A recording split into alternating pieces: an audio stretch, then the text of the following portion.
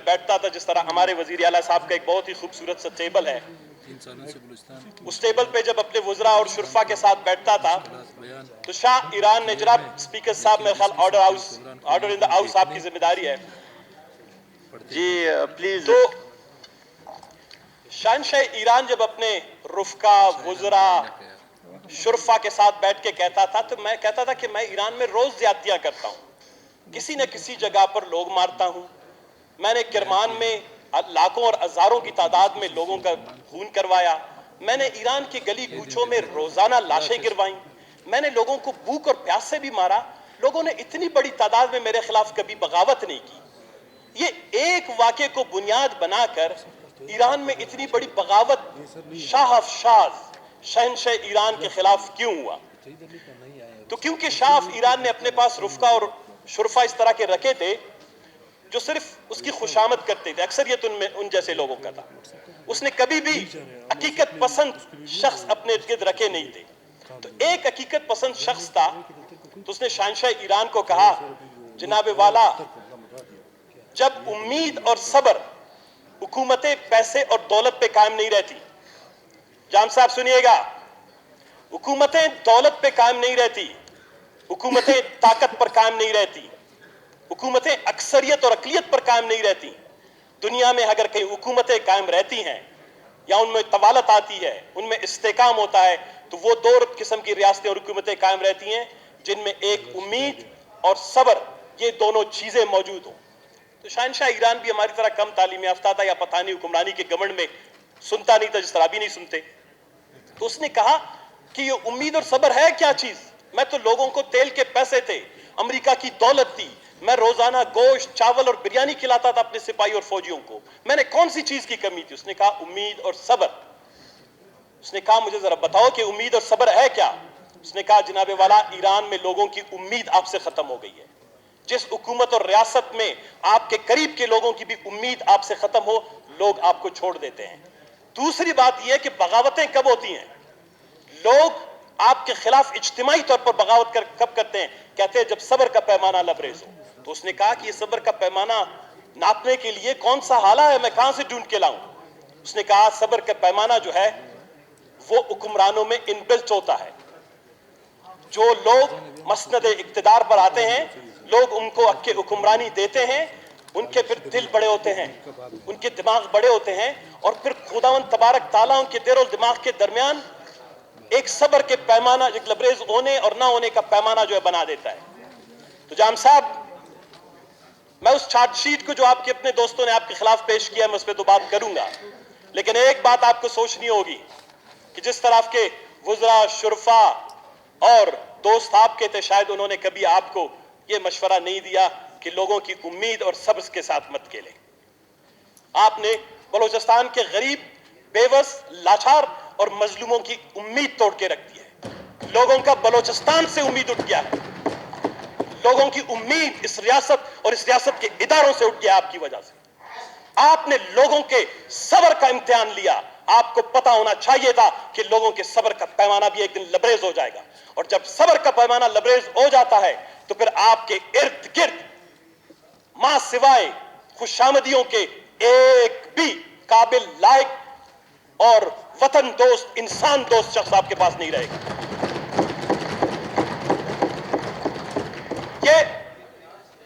ये जो अदम एतमाद है, गौराम साहब तकलीफ करके तशरीफ रखें। गौराम साहब प्लीज अपने सीट पे जाएं।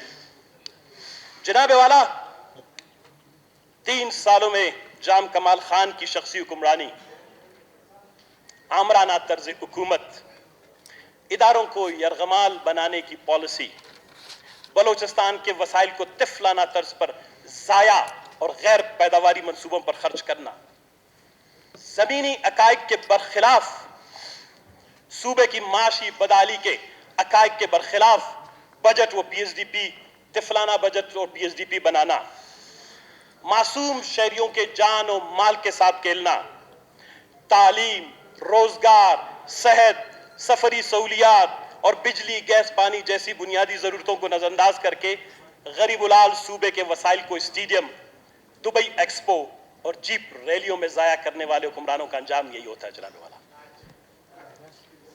तहरीक अदम एतमाद दरअसल ये वो चार्जशीट है जो इसके अपने दोस्तों ने पेश किया है, इसकी बहुत तवील है जनाबे वाला। जब उन्होंने अक्के हुक्मरानी संभाला इसी जगह पर मैं खड़ा था, मैंने उनको कहा जाम साहब आपको मुबारक हो, अगर खुदावंद तबारक ताला की तरफ से है या किसी और तरफ से आपको ये मिल गया है, दे दिया गया है, हमारे किस्मत में ये नहीं था। हम आपके साथ बैसियत दोस्त और साथी ताउन करेंगे, मुशावरत और मुफाहमत की पॉलिसी अपनाएंगे। बलोचिस्तान तकलीफदेह मराइल से गुजर रहा है, खून, प्यास, आंसू और सिसकियों से गुजर रहा है। ये ऐसा नॉर्मल सूबा नहीं है जिसमें आप मुगल शाही तर्ज की हुक्मरानी करें। ये पहली मेरी तकरीर की भी बातें यही थी, और आज 3 साल के बाद तहरीक अदम एतमाद अक्सरियत जो आज तहरीक अदम एतमाद को हासिल हुआ है, उसके बाद भी मैं उनको कहूंगा कि जाम साहब काश हमने कभी आपसे जाती मुफाद और मकासद की बात नहीं की। हमारा दफा यहाँ पर खड़े रहते थे और हम आपको आईना दिखा दे रहे थे कि जाम साहब जो आईना आपके दोस्तों ने उठाया उसमें आपका चेहरा अलग है, लेकिन बलूचिस्तान के गरीबुल हाल गिदानों में, कूचों में, सड़कों में, शहरों में, गलियों में जाएं, आपका कोई और चेहरा है। आप बलूचिस्तान को तबाही और बर्बादी की तरफ धकेल रहे हैं। और सबसे पहले अंदाजा लगाएं जनाबे वाला, जब इस सूबे में उन्होंने हुक्मरानी संभाली, कौन से बुरानात नहीं है। मैं सिर्फ एक स्नैपशॉट है उसका, एक सिर्फ झलकियां बताऊंगा। आज मैं अदाद शुमार में नहीं जाऊंगा, सिर्फ ताकि बलूचिस्तान के अवाम को पता चले कि आज तहरीक अदम एतमाद की बुनियादी वजूहात क्या बनी। तेल के कारोबार करने वाले लाखों की तादाद में हमारे गरीब नौजवान बेरोजगारी से मुतासर थे। जब वो सड़कों पर निकले, सरहदों पर भूख और प्यास से मर रहे थे, सरहदों पर बाढ़ लगाई जा रही थी 3 साल पहले, हमने आपको कहा कि जनाबे वाला बैठे, वफाकी हुकूमत के साथ बलूचिस्तान की जो माशी तकलीफ और मुश्किलात बलूचिस्तान के सरहदी लोगों को आगा उस पर बात करें, वजीर आजम के पास जाएं। ये आपका आईनी और कानूनी हक है। एक वफाकी वादत में एक शख्स की मौत पर अगर हुक्मरानों को नींद नहीं आती, यहां पर लाखों लोग जो हैं मौत का शिकार हो रहे हैं, भूख का शिकार हो रहे हैं। जनाबे वाला उनके चेहरे पर मसनूई हंसी के अलावा आज तक हमने एक परेशानी की गम भी नहीं देखी जिस तरह आज मसनूई हंसी है। जनाबे वाला, जब बलूचिस्तान का वाहिद जरिया माश यहाँ के जमींदार हैं, आपने उनकी हालत देखी होगी। बलूचिस्तान में न सनत है, न इरफत है। बलूचिस्तान में न जनाबे वाला बहुत बड़ी बड़ी शाराएं हैं, न हमारा बहुत बड़े एक्सपोर्ट्स के जोन है। हमारा जमींदार 3 सालों में रोजाना अपने घर से निकलता था और रात को जो है एक मायूस चेहरे के साथ अपने घर में वापस जाता था। उसके दस्तरखान पर रोटी नहीं होती थी, बिजली मुसलसल बंद, खाद की कीमतें आसमान पर पहुंच गई, दान की कीमतें आसमान पर पहुंच गई। सारे तकलीफ और मुश्किलात के बावजूद 10 दफा हमने आपको कहा कि बलूचिस्तान का सबसे बड़ा मसला उसकी मईशत है। बलूचिस्तान का मसला स्पोर्ट्स का नहीं है, कल्चर का नहीं है, स्टेडियम्स और फुटसाल का नहीं है। बलूचिस्तान की तकलीफ और मुश्किलात जो है उसकी जमींदारी, उसके कारोबार से मुंसलिक है। आपने एक दिन भी तकलीफ नहीं किया, किसी 2-4 जमींदार को ही बुला लेते कि उससे पूछ लेते कि मैं आने वाले बलूचिस्तान के वसाइल उनका कैसा खर्च करूं। आज बलूचिस्तान में जमींदारों के साथ साथ खीरतर कैनाल, पतफीडर कैनाल, गुज़िश्ता साल ये 350 अरब रुपए का नुकसान इस शख्स के सर पर। पटफीडर, खीरतर कैनाल में वहां पर पानी के न आने की वजह से आज बलूचिस्तान को 350 अरब रुपए का नुकसान हो गया।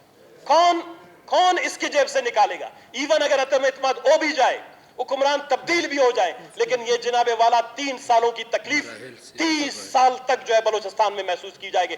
चाहे कीरतर के उस जमींदार से पूछें जिसका माल मवेशी भी मर गया, उस कीरतर के जमींदार से पूछें जो अपने मुर्दों को धोने के लिए, उनको गुस्ल देने के लिए भी पानी 40-40 किलोमीटर से लाते थे। फिर आपको पता चलेगा कि बलूचिस्तान में हुक्मरानी क्या है।